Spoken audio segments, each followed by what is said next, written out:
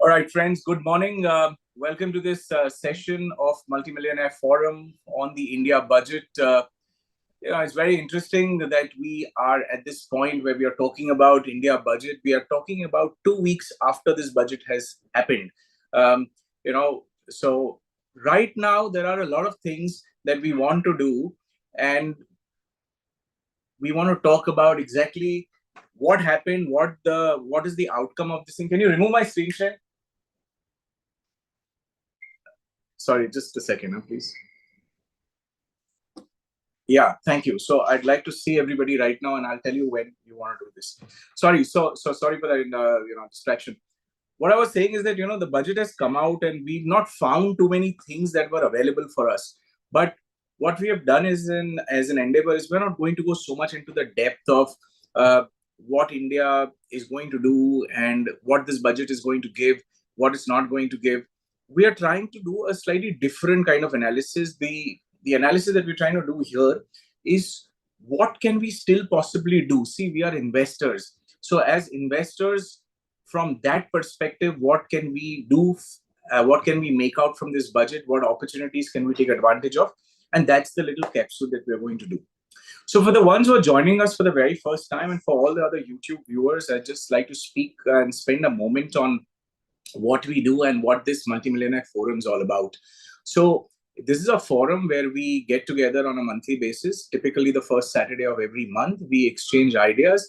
It's a forum where we talk about what is happening in the current situation, or we might pick up a subject or a topic on some financial circumstance, situation, product, or a concept. There are no product recommendations, by the way, but it's just a platform where we get together and exchange a few ideas, learn from each other. And I put in some views, and then we have a little bit of a Q&A. So typically, like every time, we will also do the same here. We will speak for about 30 odd minutes or so. And then after that, what we will do is we'll try and see what questions there are there in your mind right now. There will be a lot of them. Do post it on the chat, and then we'll take all those questions one after the other. So if you can now roll the presentation for me, please. So, when we talk about India, and last session, we did a lot of talking on, so last session, in the previous version of the MMF, what we did was we spoke about Indian economy at length. Now, why did we actually choose to do that? There is a very interesting angle to that. We spoke about how Indian economy is going to move from 4 trillion to 10 trillion. That's the government's vision. We were also just on the eve of the elections result. We didn't know what the result was going to be. So we spoke about it that time. And then we said that what all do you expect, and how India is going to become a global manufacturing hub, and the aspirations that India has, and all of that. So that remains intact.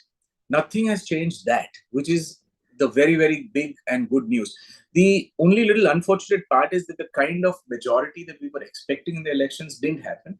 But still, we have the same vision, we have the same government, we have the same vision, which is still sort of carried forward. And as a result of which, most of the programs of the government will not get hampered. So very quickly and in a nutshell, I'm just going to talk about that angle, and then we are going to come to opportunities that we have for us to make use of. Now, what you see on your screen right now is this fiscal deficit, okay?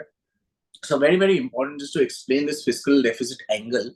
Now, what this fiscal deficit angle means is that, it's a situation where, let's say, you have got a net worth, or you have 100 rupees in your pocket, and you have today got a 5 rupee loan of that sort. So what happens is, what is your loan to net worth ratio? It's 5%. Okay. In the same fashion, when you sort of expand that to the whole country, what the government earns, let's say we earn 100 rupees and we want to spend a certain amount of money to run the country. So when we spend that 105 rupees, we have spent 5 rupees more than the 100 rupees we earned. So that 5 rupees extra that we spend is the fiscal deficit, or the shortage that we have had. Now, it's quite normal for every country's government to have some sort of a shortage. Okay, but when the shortage is, let's say, 5%, 7%, 10% and below, it's okay, it's manageable. The lesser it is, better it is. Think about it from a loan point of view. Most of us talk in terms of we don't want to have loan, we don't want to have, we call it a burden, right? We don't want to have this loan. So in the same way, it's a sense of a burden that the country has. But the lesser it is, the better it is.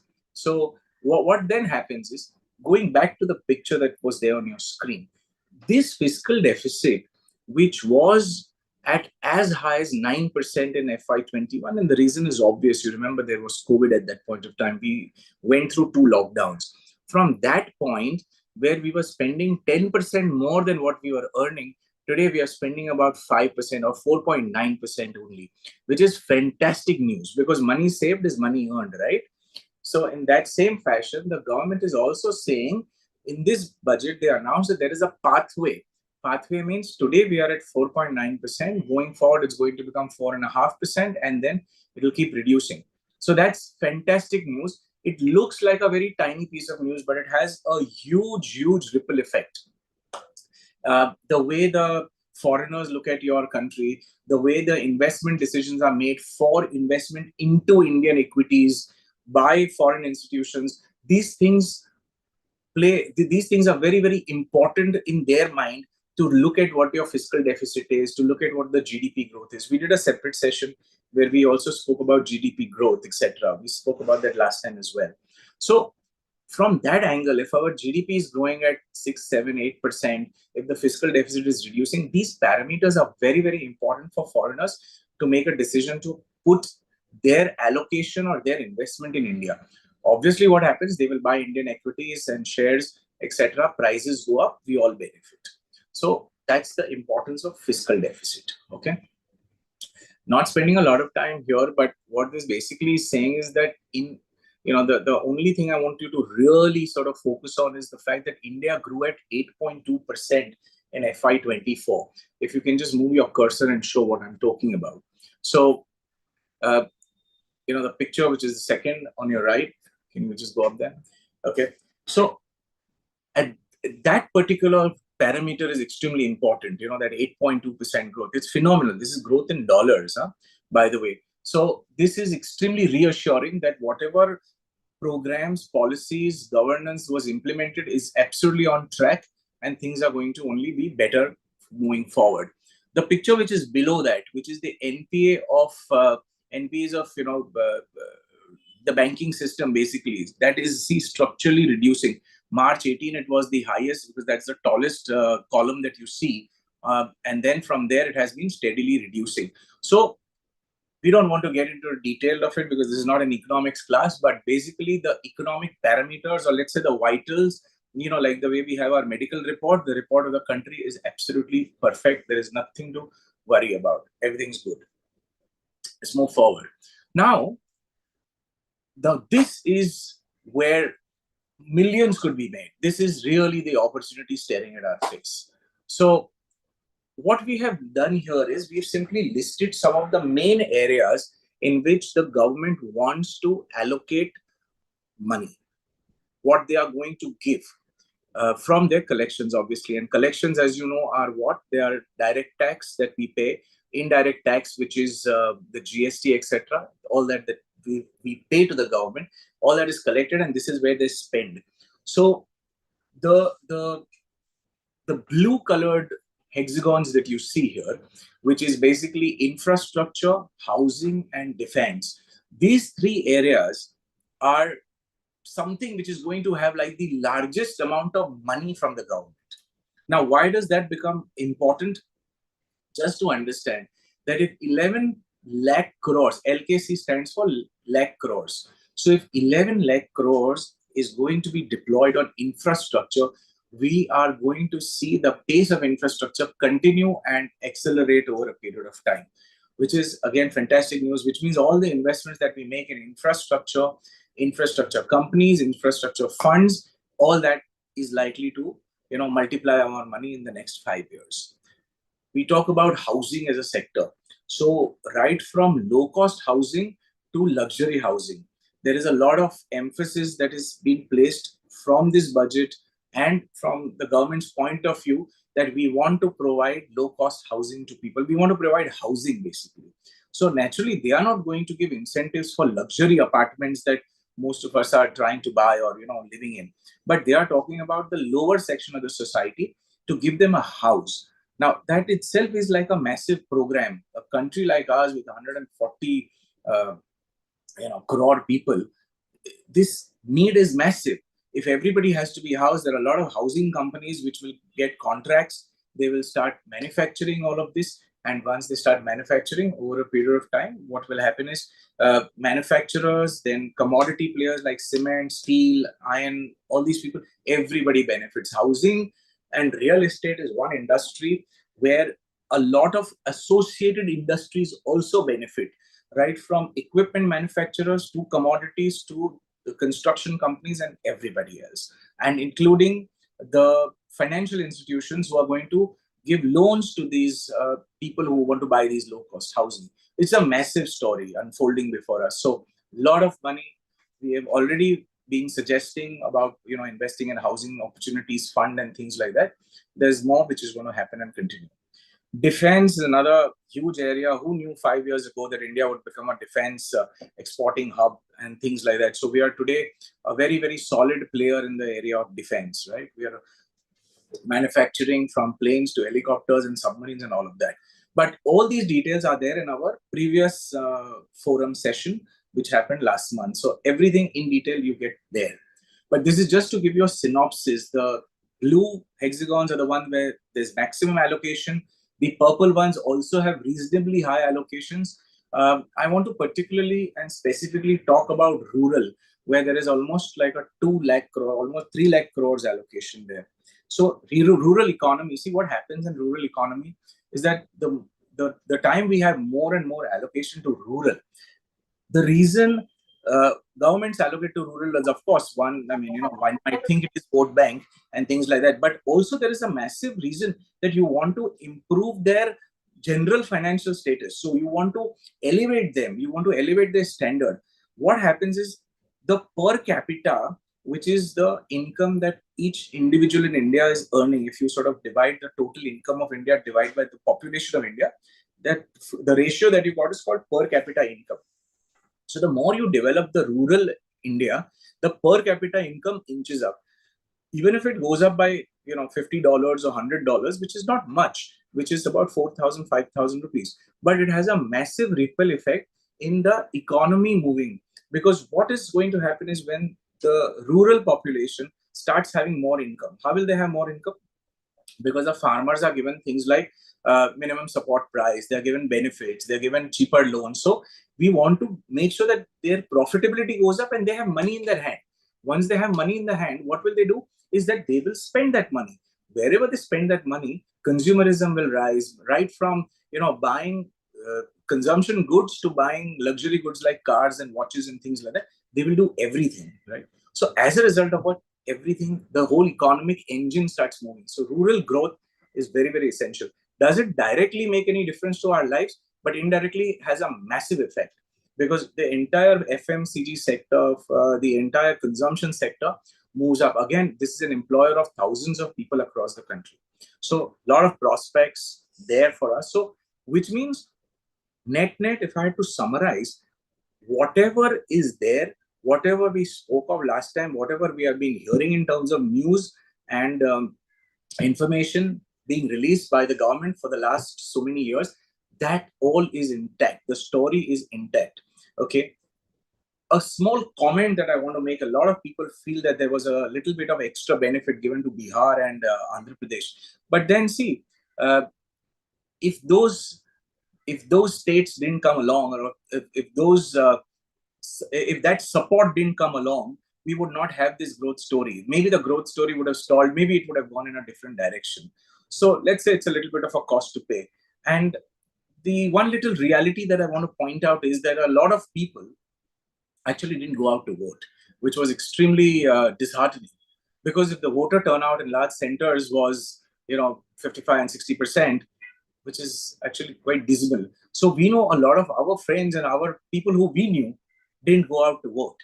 thinking that, they just assume that, okay, everything's going to be intact. If I don't vote, it's not going to make any difference. But the result is there in front of you, that, they actually lost a lot of good constituencies in which they didn't expect to lose. But anyway, that's the price that we pay. So we just take that in our stride. At least what is confirmed now is that by giving those special packages, anyway, it's good, right? Because it's an infrastructure development which is going to happen in those states. Automatically, those states will progress. Tourism will happen. All of those allied and ancillary benefits will happen. But that a part of the country is going to get a little extra focus. No big deal, but it at least ensures that we have a stable government in the center for the next 5 years, and which is extremely important for you and me and for all of us to grow as investors and to be able to make better profits from our investments and make better sense of whatever we are doing. All right, so let's move forward. Now let's actually come to some of the very, very specific things that you and I could use. Like I said, there are very few opportunities that we actually found before us, but they're very small. They may not look so interesting. We already know about it, but a lot of us also don't know about it. So I thought it was pertinent that we try and cover this thing. And I'm going to put a little bit on emphasis on some of these things as we move along. So first off, now we know that the old regime of tax is going to have a sunset, means it's going to go. It's a matter of time whether this goes away, in the next budget, which is going to come in February of 2025 or maybe 2026. But what we know for a fact, it's going away, right? What will happen is that the section 80C which we have will go away, okay? Which means that deduction will go away. But what has happened in the last year and the year before that, there are certain special provisions that were made despite the 80C. Okay, so first let's talk about 80C. In the 80C today, when I say tax-free opportunities in which you have deduction, and when you get your maturity or when you do redemption, you have no tax to pay, which means the exempt regime. Exempt at time of investment, exempt at time of earning interest or benefits out of it, and exempt at time of redemption and liquidation of that investment. So completely and totally tax-free. So today, what we see is there's only two products which are left in that space.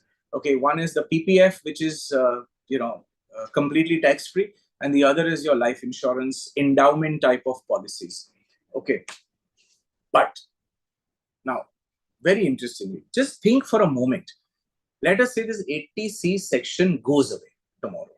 Okay, there is a provision which has been made saying that over and above the 80C, there are two other investments which they said. Again, this is in the insurance space. Now, why they become important, we will see that in a little while.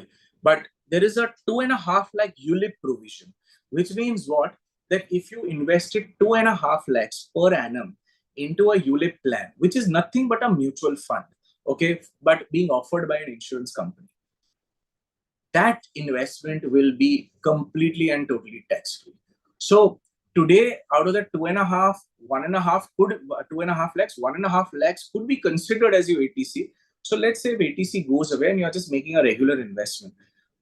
This is one special provision which exists, which says that for the next 15 or 20 or 30 years, so long as you buy this product and for those many years, as many years that you keep this product, whatever you earn out of this is going to be tax-free. Very, very powerful. And I will show you some numbers on that. The other thing, again, another beautiful thing that they have made and which we can really make use of for our children and for our next generation is this 5 lakh traditional policy. What they have said again in this thing is that if a person was to invest 5 lakhs in a traditional insurance plan, basically, which is a plan which gives you somewhere in the range of 6 to 8%, 9%, then all your returns are tax-free. Okay, so we have these two very interesting products. If you combine them, it's 7.5 lakhs per PAN card as a facility to be used only once in a lifetime. Now, the facility and the opportunity is there before us today. It may go away later on. We don't know. But this is something to keep at the back of the mind. Okay, let's peel the onion skin a little further. Let's go and understand this thing a little more in detail. So first we talk about the debt opportunities or the fixed income type of opportunities. Okay. Uh, Now, what is fixed income opportunities?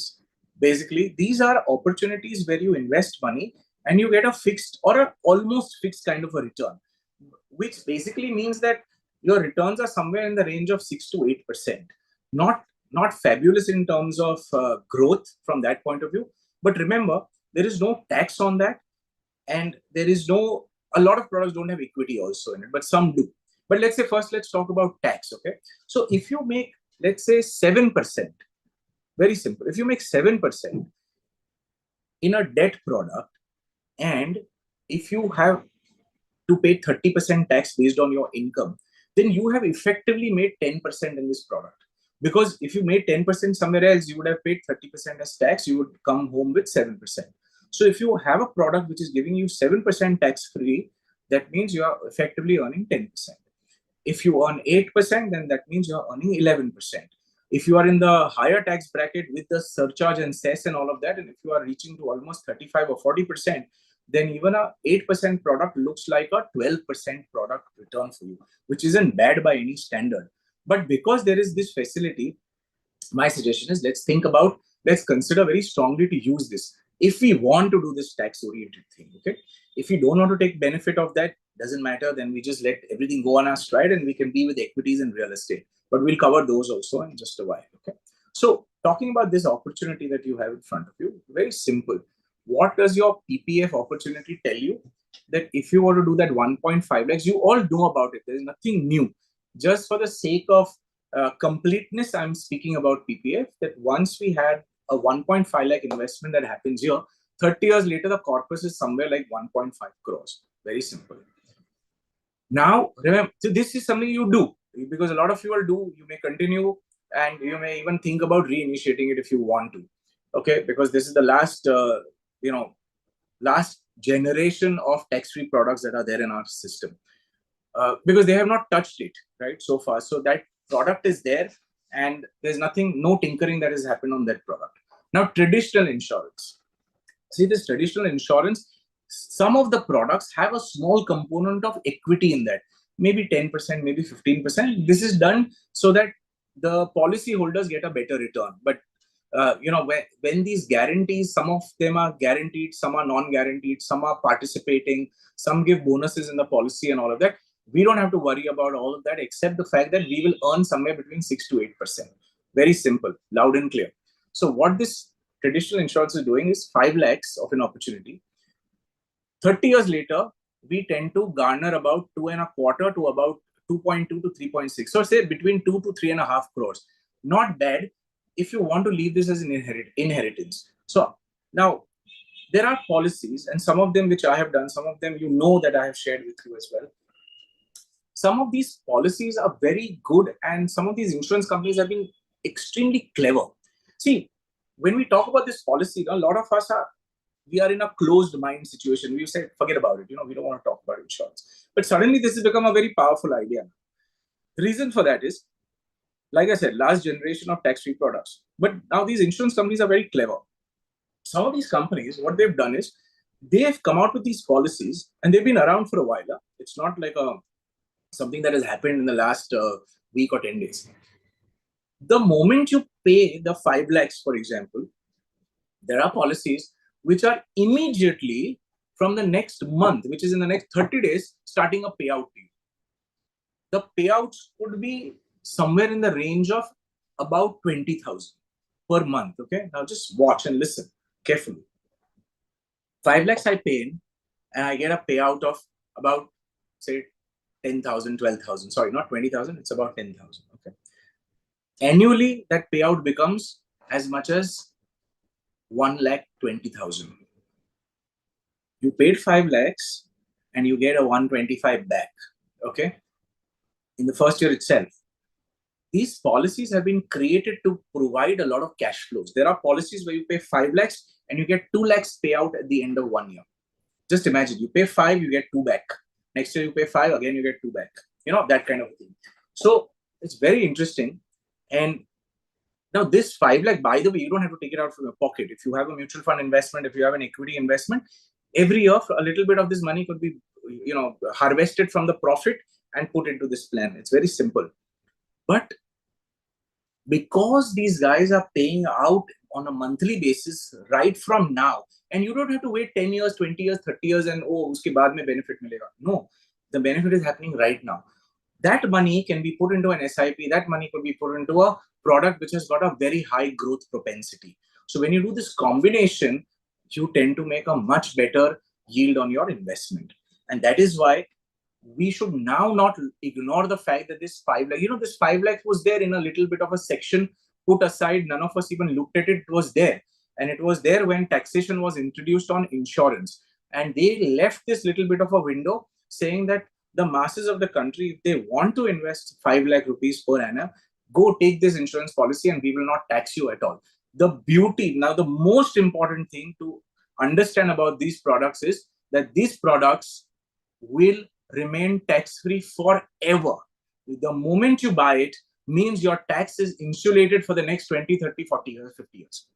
If you buy it for your children who are in the range of about, say, anywhere between 1 month to, let's say, 18 years of age, for their entire life, till the time they sort of reach the age of 60 and 80, there is no tax. Which means if we start investing for somebody's kid, or let's say your kid, my kid, 10 years, 8 years, 12 years, 15 years of age, for the next 30, 40, 60 years, they will have as much as 30, 40, 50 crores, which will be tax-free. Okay, so that's a lot of money and worth considering. And I think, this is something which we must dig a little deeper into. Please pay attention. This is a very, very powerful area. Now let's move into the equity side of things. Okay, very quickly, NRIs, for those of you who are outside India, you have a little benefit that you can sort of bypass these capital gains, long-term and short-term, both. Okay, but what you have to do is you have to invest via GIFT City. So a company, an Indian company or foreign company registered in the GIFT City and offering you an ETF, if you were to invest in one of those products, then there is a possibility. So there are little layers to understand. It's not a DIY thing, basically, but you need to go through your consultant or advisor or financial planner, whatever it is. But NRIs have a little bit of a benefit here to sort of take care of. There is a little benefit for sectors. You remember the sectors that I spoke of a while earlier?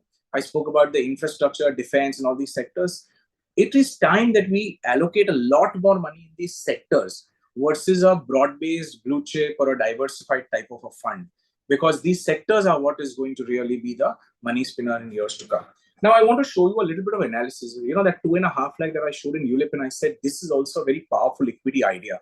I'm just going to show you some numbers on that. Okay, watch. This is very, very interesting, very, very, very beautiful. So this is just done for an example of a 30-year-old person. The premium is 3. 3 is actually not 3. If you increase the decimal there, you will see it is 2.5 lakhs. Okay, if you can just go to that number 3 and increase the decimal there. Okay, it is 2.5 lakhs per annum. And you do this for 10 years. Okay, what have you invested there for? 25 lakhs. Okay, we have taken a very, very moderate rate of return of 12% on this product. Now, by the way, these ULIP products are available from most insurance companies. Okay, some of them are better than the others. Features and flexibility you have to see. We have to see the term period. Now, there are some policies which will, because this is a 10-year example, there are policies which will allow you to pay for 5 years and get your redemption or maturity in the 10th year. But we are trying to go maximizing the benefit of tax, right? And see how much is the benefit. It's insane. This 2.5 lakhs, okay, in 10 years time is going to become 50 lakhs. So 2.5 lakhs invested every year. Year 1, 2, 3, 4, 5. 10 saal ke liye 2.5 into 10, 25 lakhs. At the end of 10 years, estimated at 12% return, this will become about 50%. Okay. Now this is ULIP. Mind you, there are very small charges. They're not very absurd charges. Some products also are with 0 charges. So companies have all sorts of products, which is why you need a good insurance agent to work with. Okay. Now, come to the number 10. Okay. At the 10th year, your value, as you can see, is how much? 50 lakhs, like I said. Now, after that, we apply the standard compounding formula rule that every 5 years, your investment is doubling. Okay. So in 15th year, your investment becomes 100. 100 lakhs, which is 1 crore, and then 2 crores, 4 crores, and 8 crores. So a 30-year-old person who starts this program of putting in 2.5 lakhs, by the time he retires at 60, he has about 8 crores in his hand. Think about doing the same thing for your kid. If your kid is 10 years today, and by the time the kid is 40, it is 8 crores. Okay. And by the time that kid is, 60 years old, just imagine the amount of compounding. I mean, the screen will blast off and the compounding factor will be insane.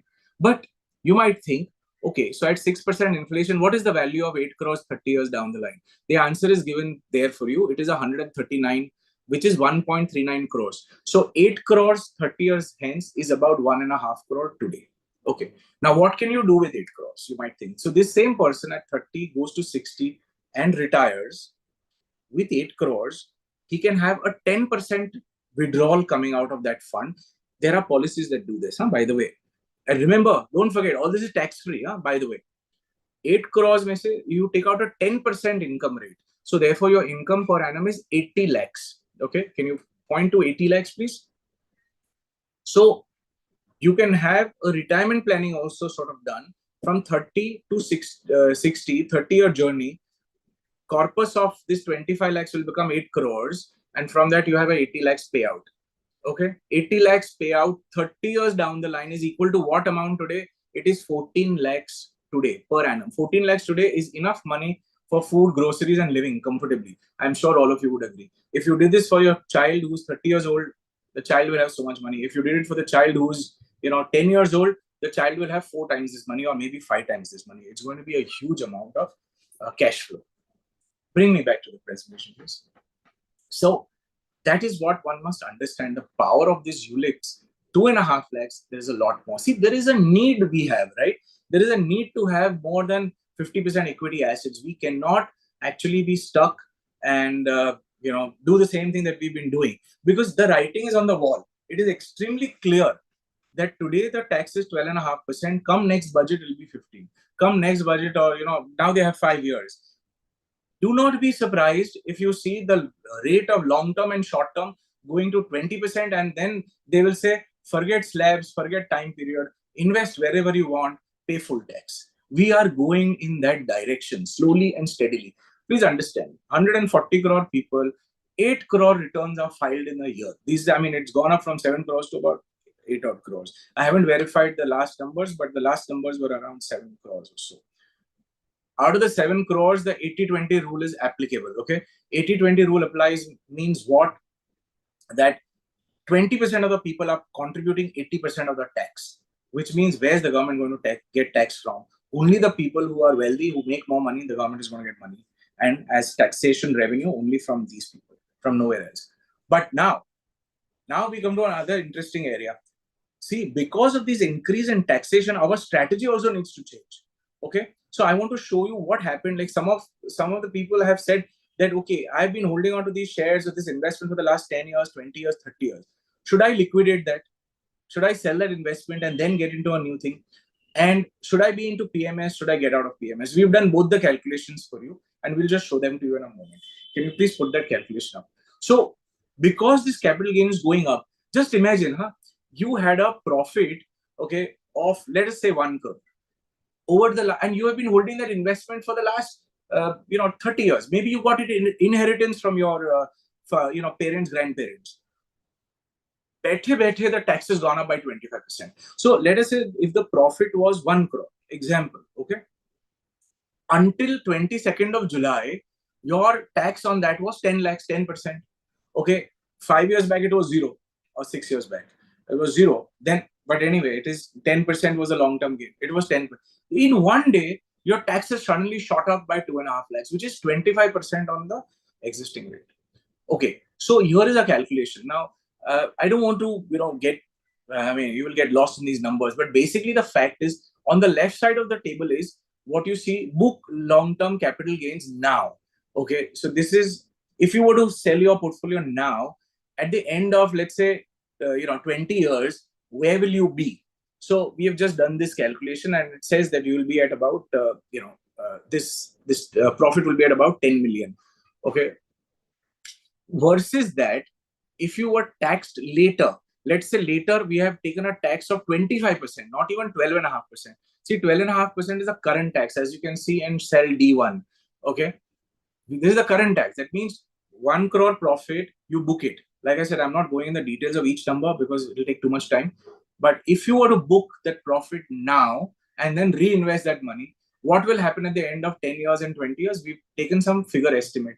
It's going to be about, you'll end up with this 10 million figure, which you see at cell D26. Just go there and can you just make a color in that cell? Just put a green color or something like that so that we can see that is one color. Okay. So if you were to book now, this is the future.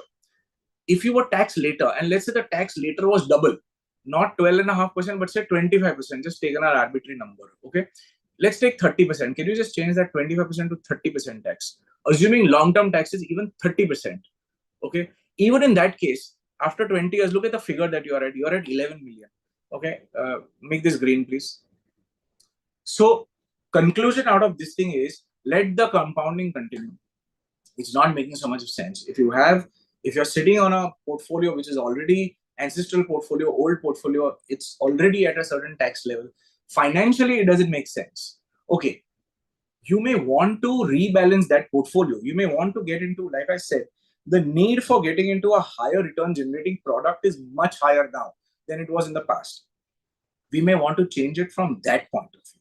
But otherwise, you can continue, or you can rebalance your portfolio, get into better assets, or get into better funds or better stocks, whatever you like. But the need to earn higher is extremely high. Now, the last thing in terms of calculation, the vehicle. I want to show you how these PMSs and things like that might become very expensive. Can you slide us down to that little calculation? So the first calculation is on mutual funds. Okay. We assume that we are going to make, let's say, a 20% return. Okay. The example is on 20%. On 10%, it becomes worse. On 30 and 40%, it becomes even more costly because the tax is higher than that much. But let's say we stick to a 20% calculation. So we have taken returns of 20%. And because it's a mutual fund, it's a long-term investment. We will typically pay 12.5% tax. So because we'll pay 12.5% tax, assuming that, we make on a 1 crore capital, we make a 20% return, it becomes 20 lakhs as the gains. And this 20 lakhs is going to get taxed at 12.5%, which is 2,50,000. Plus, you are paying a mutual fund a fee of about 2%, right? So it's about 2 lakh rupees, just our approximate calculation. Some funds I know are at 175, some are at 250 also, and 225 also. Total cost in a mutual fund scenario is 4.5%. Okay, as you can see. Can you please point that out? 4.5%. And which means the total cost out of your 20 lakh profits is 4.5 lakhs, which is 23%, because a large chunk of it is going to tax and expenses. What you're left with is about 15 odd lakhs. But this is what a mutual fund does, best scenario for you. Now, if you're into a PMS, which does a medium churn, which means, let's say it churns the portfolio half and the other half is not churned. That means half your portfolio is going to be costing you 20% in terms of capital gains, and the other half is going to cost you about 12.5% in capital gains, because that's long-term, short term and long-term. So that's a medium churn. Then your effective tax is about 16.25. Returns, we've still compared it as 20%. Now, a lot of PMSs have a fixed fee and they have a profit share also. We have taken both these factors. So at the highest level, it becomes a 46% cost, or 9.75% out of your return goes away as taxes and costs, which means, just imagine, out of the 20% that you earned, you are getting to retain only about half of that. Now, if you are in a very aggressive PMS, which basically has a 100% churn rate, which means whatever you bought today, the entire thing is churned in the next 1 year. In that case, look at your cost. Your 20% return, 10% is going away as cost and taxes. And what you're left is only with half the returns. Now, what I want to do is I want to simulate a 40% return to you.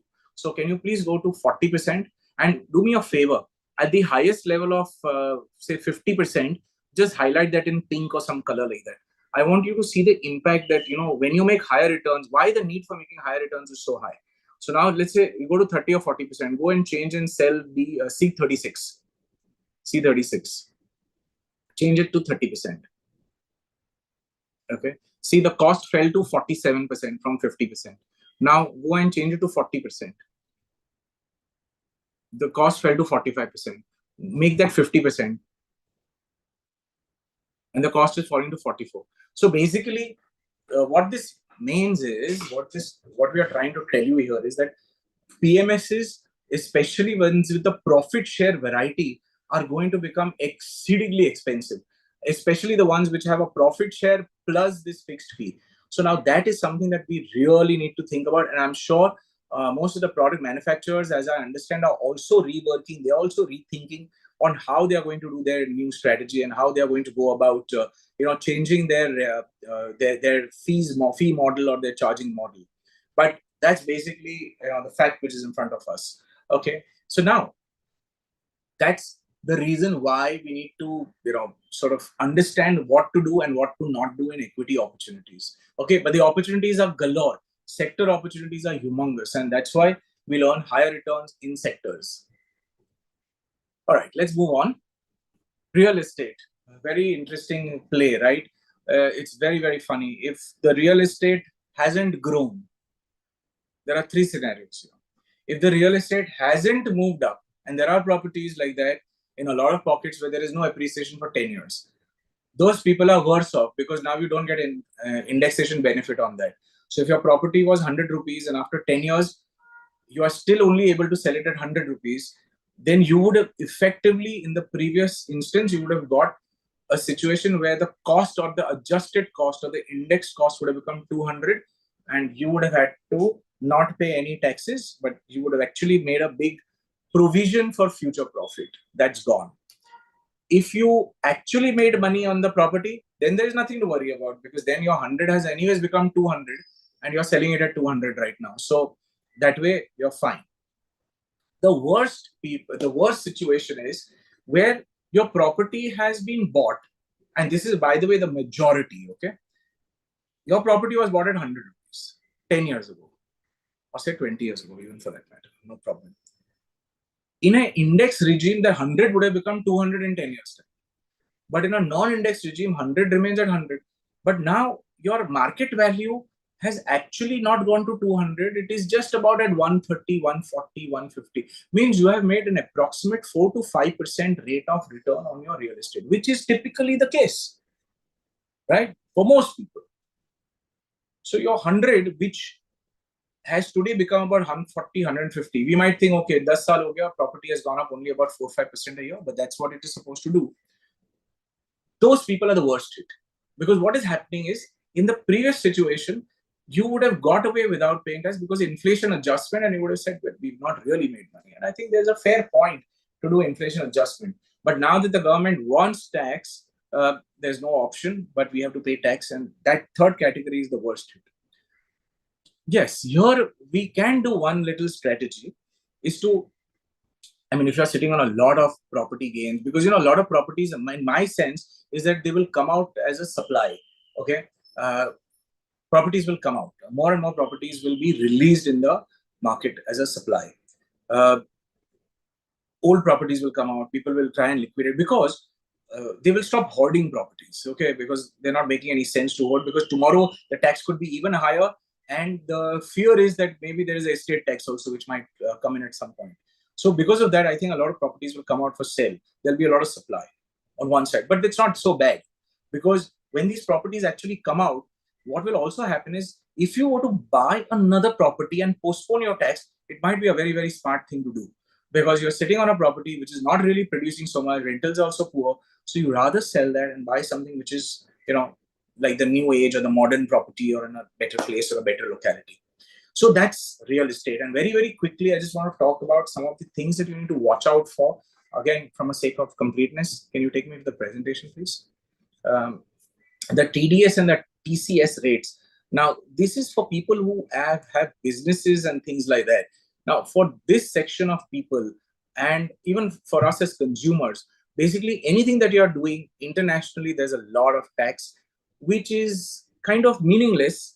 But that is that is what is there. I mean, you send your child abroad for education, you have to pay taxes. See, this is actually why I'm saying this is a meaningless tax, is because they just want to track you. Now, come on. I mean, I'm already earning, I'm already paying the taxes. Now, when I'm doing expenditure, I have to spend more. So if I'm going for a holiday and if I've kind of crossed my 7 lakh threshold, then I'm having to pay 20%. If I'm below 7 lakhs, I have to pay 5%. So I have to pay 5% extra to the travel company or to the travel agent or whatever. And they will sort of deposit a tax on my PAN. Okay, so far, fair enough. What will happen is that whatever tax I have to pay for the year, I will have to pay that much lesser because I've already given that tax to, which is known as the TCS, to the travel agent. But see, it is meaningless because how much of extra labor and effort everybody has to put in? They have to report, they have to file returns. So it's just very unfortunate. The government is actually asked a lot of people to do a hell of a lot of extra compliance, hell of a lot of extra work. But basically, the intention is that anything that you do is being tracked, and which is something which is just unnecessarily, and I don't think it makes any sense. But then that's how it is, and that's what we have been presented with. And I think this is also this is also like a trend. Slowly and steadily they are wanting to track everything that you do, which is irrelevant because you are anyways doing everything out of your tax paid money. And I'm sure, with the demonetization that happened in 16, a lot of things have come on track. And today, we don't even have the 2000 rupee note. So things are anyways becoming digital. Anyways, the country is moving to that. So the need for doing this, to my mind, was irrelevant. But well, that is what it is. So, friends, with that, I've actually, spoken a lot more than 30 minutes today, which is our usual. But we will extend the Q&A session. That's not a problem. But at this point, what I want to do is I want to close my submissions on the India Budget 2024 and the opportunities. And I'm